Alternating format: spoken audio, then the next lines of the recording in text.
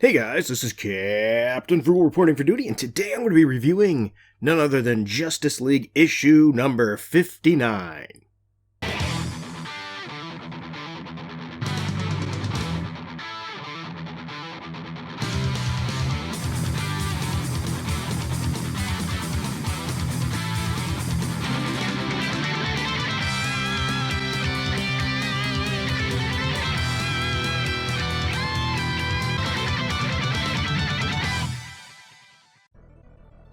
Well, guys, jumping into this issue, I want to let you know I was not reading any of that future state stuff. I'm not saying anything negative about it.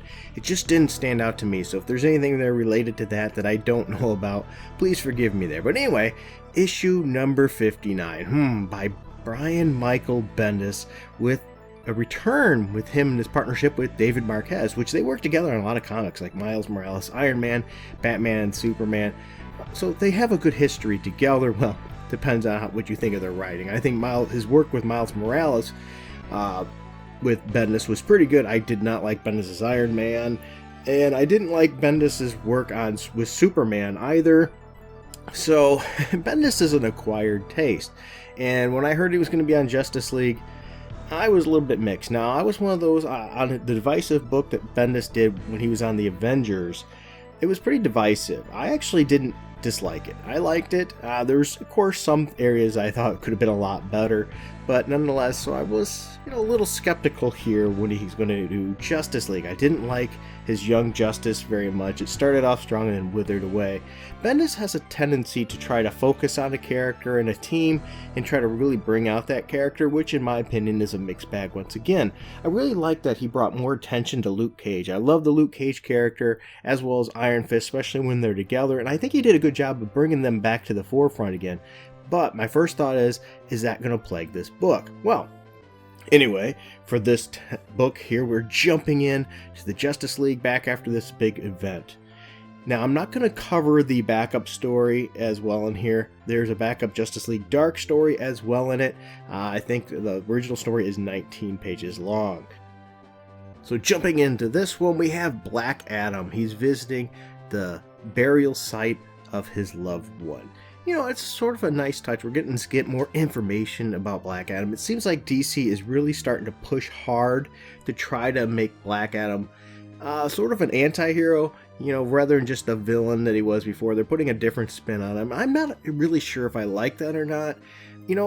We need good villains, and to dilute your villains by taking ones that people are tending to find interesting and flip-flopping them, mixed view of that. I know we have a Black Adam movie coming out too, so it is what it is.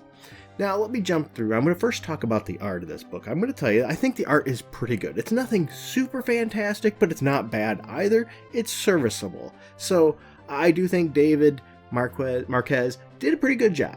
Once again, no complaints here. I do think he's improved since some of the earlier work I've seen him do, so that's good. But nonetheless, I'm not going to buy this book based on the art alone. Sometimes, a book's art's just fantastic. You have to run out and get it. This one is just okay. So that's not a bad thing. I'm just saying it's just okay.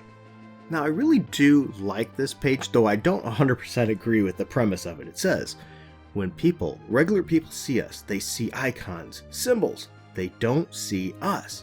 I understand how it happened. It's a perspective thing.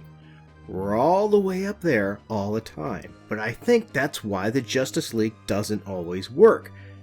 Now that was another Green Arrow saying that. He's having a conversation with the Black Canary, and she said, "How could you say that?" Then we have the response. I think that's why I like Clark revealing himself as Superman. One, I personally don't like that Clark revealed himself as Superman, but that's me. Anyway, Green Arrow goes on, people like him more now. And then she responds, they always liked him.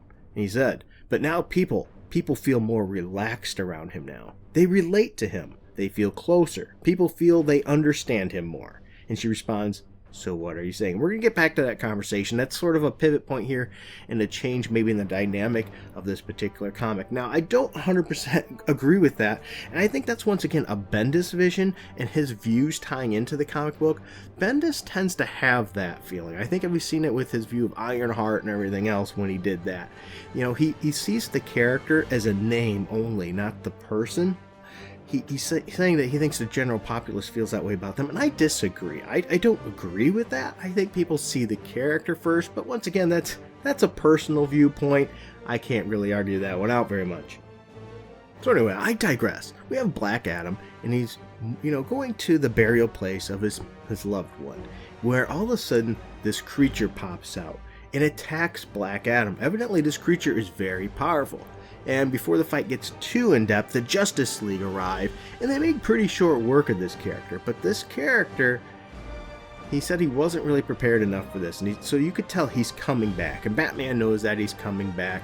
So the fight scene was short, but it's an introduction. This is clearly a story arc introduction that this guy is going to be bringing more, so it's probably going to be some kind of big war. Now, on top of that, we get back to the Black Canary, Green Arrow discussion, where they're discussing about maybe putting some new members on the team to mix it up a little bit, to get a little disruption. You know what? That makes sense with Ollie. That matches his attitude, but the Black Canary feels otherwise. She feels that she likes the camaraderie of the team, how they actually know each other really well, so that brings a closeness where they can feel comfortable. And Aquaman tends to agree with that, whereas Superman is agreeing more with Ollie. So it's an interesting dynamic. It's going to be interesting to see where it moves on from there. Now at this point I was feeling pretty happy. It didn't have the normal Bendis-ized comic book feel to it, but then I realized I thought that too soon. Where I turn the page and I get none other than Naomi, yeah, whatever. Anyway, this is a character, in my opinion, I didn't gravitate towards. I didn't care about it too much. I don't think she's written very well. I think Bendis keeps trying to make this character happen. Sometimes a writer wants to make a character happen and make him popular. That way, they can get some special financial benefits from that later on, especially if they're used in other things like cartoons and movies. But I just don't see Naomi working out. But that's maybe my opinion. Do you see any interest in Naomi? I didn't see her push any sales, that's for sure. She wasn't very good in Young Justice. She just, I don't know, just doesn't seem like a very interesting character to me. Maybe in the hands of another writer, giving her more backstory or something might be good. But when I seen her then pop up in this book, I thought, oh, here we go. Here's the shoehorned in character that we get when you get a Bendis book on occasion. He just tends to focus on one thing and pushes that, and really usually if you look, it sort of shuffles the other characters aside and just is a wasted opportunity. I was not happy to see this. So far, here's my thoughts on this. The book is pretty good. It's a good introductory story. I have no problem with that. I'm interested to see what's going to happen with Black Adam. The negative, once again, is Naomi. I could care less about having Naomi in this book. So overall, I'm going to give this book a solid B. It's a good introductory. The art's good. I just, once again, maybe it's personal bias. Once again, it's not a race thing, everybody. I hate when people assume you don't like a character because of race. Remember, I love characters like Luke Cage, okay? I just don't care for Naomi, and I don't think anybody ever has. So I think she's a waste of space and a waste of good character development. Maybe they could have tied this character in more to Black Adam. That would have been more interesting to me, to have more of a rogues gallery for Black Adam. If you're going to make Black Adam an anti-hero, if you're going to add him and make him more heroic now, why not give him some good supporting background characters to deal with? I think that would make that character much better. It would drive it much better. But once again, that's my opinion. I would like to know yours. By the way, guys, if you don't mind, help out this channel. Like, subscribe, hit that notification bell. It's the only way to help this channel grow. It would really, really help me. If you want to help out the channel too, we do have a Patreon and a Subscribe Star account where you can join as little as $1 a month, where I throw in special little additional videos once in a while, little tidbits here and there, and hellos, and type some views and give a heads up sometimes of what I'm going to be doing. Things like that, just as a special little thank you, because without you, this channel would not be possible. Thank you, everybody, for your time, and I greatly appreciate it. Until next time, keep it frugal.